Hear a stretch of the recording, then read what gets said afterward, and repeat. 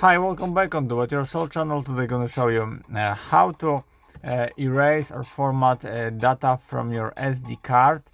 To do this operation, go to your settings here and search down for device care.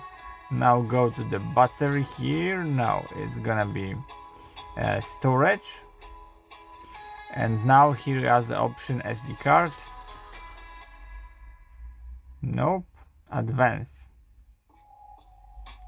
Yep, there's advanced, and here we have a SD card, and now option format SD card,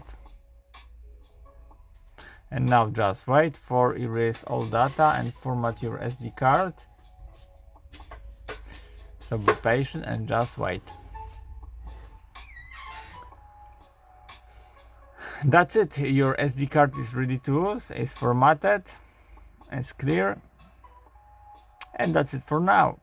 I hope the video is helpful for you. If yes, you can leave like, leave comment and leave subscribe, and see you by next video. Hey!